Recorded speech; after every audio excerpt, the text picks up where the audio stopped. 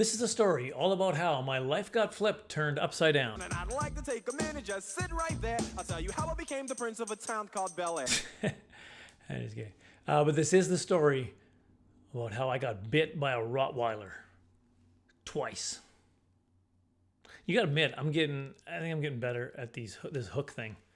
Like I'm starting to, my hook game is on point. No, it's all right. My buddy got a dog, a Rottweiler, whose name was Chloe. I mean, come on, you can't name. Actually, there's a buddy of mine, Bone Hampton is the name of the comedian, and he's got a joke about people naming their dogs. Why are you tripping, big man? What? Oh, muffin don't bite. I'll leave that info below as well. But anyway, don't name your dog Chloe if it's a Rottweiler. Come on. Anyway, I went to visit him one time, and I don't have a problem with dogs. I'm not scared of dogs. I've also been taught to look them in the eye. Well, I was taught to look people in the eye.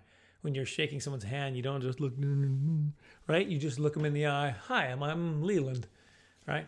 I don't know. Is that creepy because my hand was up? But so I did the same with dogs. I was being respectful to the dog. He didn't like it, or she didn't like. And she gave me. We were over at the house, right in the entryway, and me and the dog there. And I was like, "Oh, hey, this is your dog. Oh, hey, Chloe." And then right away I was just like, it wasn't a. Here's the thing. Now Rottweilers and like pit bulls, I think they're the same as pit bulls. They can lock their jaw. Like he can lock on and be like, "No, either you're gonna have to crack my skull open, or we're gonna have to saw off your arm, but I'm not letting go." So she wasn't doing that. She would just give me a little nip, like, "Hey, I don't like when you look me in the eye, creeps me out, and I'm a dog, so don't do that." And I was like, and I probably should have, honestly, just went like, "Oh, I'm sorry," and backed away. But I was like, I kind of got in the dog's, "Hey, what are you doing? You think you nip me? You think you?" And my buddy's like, "Easy." He's holding me back. "Oh, no, let me at the dog." You want a piece of me? At the same time, I was just kind of like, I'm not scared of dogs, and even getting a little bite, I probably should have figured it out. But anyway, that was the first incident. Just a little nip, just to say, listen, watch your step, Klassen. Here's another thing too, and I'll just quickly throw this in, unless this gets too long, and then I'll cut it out. But I had little kids at the time, and I was coming through in summer to visit, and I was like, and I just mentioned because the dog had just bitten me. So I was like, "Yo, maybe we just throw a dog in the garage if you don't mind when I bring my little kid," because my kids were little at the time, and he got so offended. Like he was like, "What are you talking? Why would I put my kids in the garage? You put your kids in the garage." I don't know. He's talking about it like it was his kid, and it was like it's a dog. It's just a dog that just bit me, and it's a Rottweiler, and he's so. Come on. Anyway, he's probably going to watch this and say, "That's not what I said," but he'd be lying. Or I'm lying. That's the beauty of telling a story later, like if it happened 10 years ago. I forget a bunch of stuff, so I just fill in the blanks with better stuff, hopefully. Everybody's memory does that, by the way. I'm just admitting that mine probably does that more so. You come to us with no evidence, no record, no artifacts. Only a story that, to put it mildly, strains credibility. Years later, I'm at my friend's house again. He's getting married. Buddy's getting married. And I'm there to celebrate. We're having a little barbecue the night before. And in the barbecue, Chloe's walking around, chilling with everybody. They're all petting the dog. And I was like, "Oh, hey, Chloe." Reached down. Once again, Chloe's like, "I will," and bit me again. And he had to hold her back. And I'm like, why does this dog hate me so much? Now, here's the thing with me and dogs. Like I said, I'm not scared of dogs. I know they've got sharp teeth, and if they get around your throat or something, but here's the thing.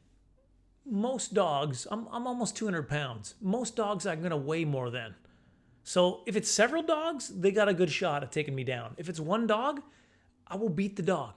And here we go. Not on purpose. No, I'm just walking up and beating dogs randomly. But I'm saying if I was attacked by a dog, there's dog lovers that are so mad at me right now. I'm just saying if your dog attacked me unprovoked, and my life was in jeopardy, I would grab him and body slam him a couple times and beat the dog up because I weigh more than it. That's why I'm not scared of dogs. I probably shouldn't have said any of that. You are a terrible person. I don't do that. I've never beaten a dog. I did kick a dog. Okay, that's another story. That there was a reason. It was a legitimate reason. I didn't. Oh, this is awkward. I'm probably gonna cut that out. There's no way that people are gonna continue to subscribe when they hear that. So I'm at my friend's. We go to the wedding. So this dog has bitten me twice now. Go to the wedding. Ceremony is wonderful. Reception after was fantastic.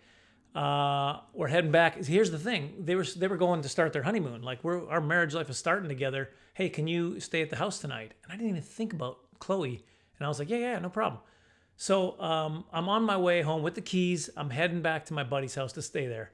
Now here's I have to be delicate on this. My tummy wasn't feeling right. Let me just say it that way. My tummy was not quite right. There was something wrong. It wasn't because of what I ate. I'm not saying the reception was tainted, but something was wrong because I almost didn't make it back to his house. Like we were driving back. It was me. I was driving back and I was like, maybe I should.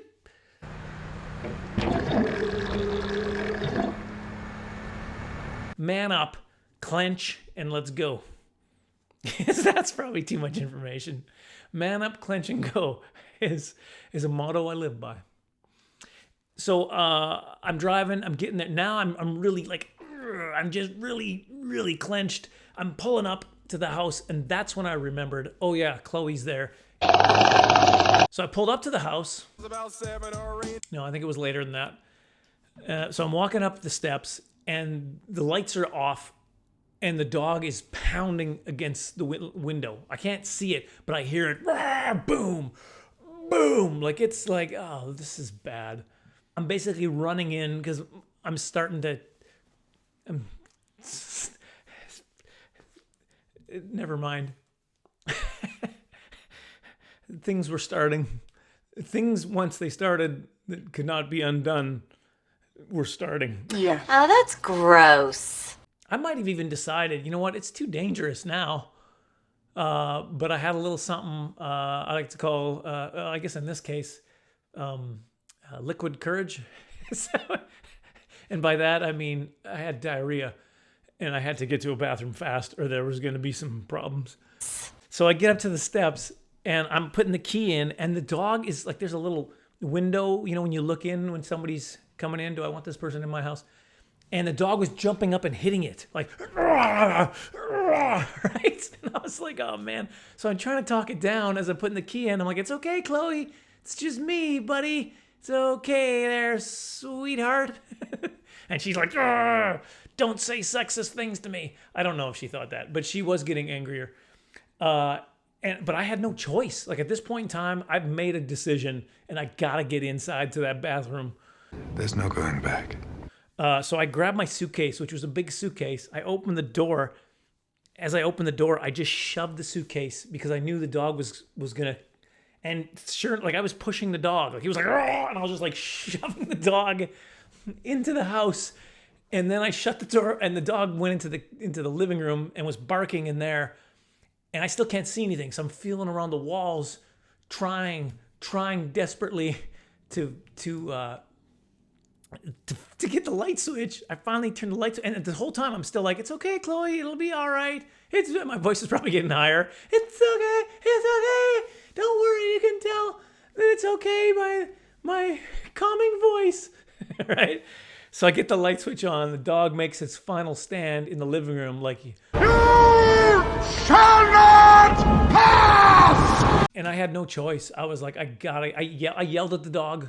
I was like, I have to get over to the bathroom. I don't know what I yelled. I can't remember it all. But it was something stupid. It wasn't like that's a cool thing to say. It was like, I have to poop or something like that. I don't know what I said. But I just stormed through. The dog was like, "Arr!" and backed off as I walked past into the bathroom. I shut the door, and then it was basically the scene from Dumb and Dumber.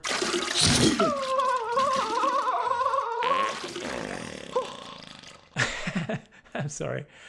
As I'm sitting there, I can see, I got the door closed, and the dog is pacing in the hallway on the other side of the door, like, oh, I should have done this. Like, it's like the dog had regrets. Like, I should have not let him in. That's what I should have done. I should have bit him right there. But I guess I was in there enough that it calmed down.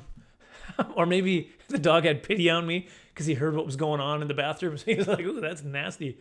I better lay off this guy. But then I went and grabbed some cheese slices, and I fed Chloe some cheese slices. I grabbed some, went back to the couch, sat down, and then Chloe walked over, and I was feeding the dog, like without looking. Look me in the eye. Where are you? Here you go. Here's some cheese, Chloe. It's going to be okay. But that was my story of the Rottweiler and how I survived. Well, yeah, subscribe and blah, blah, blah, or whatever people say.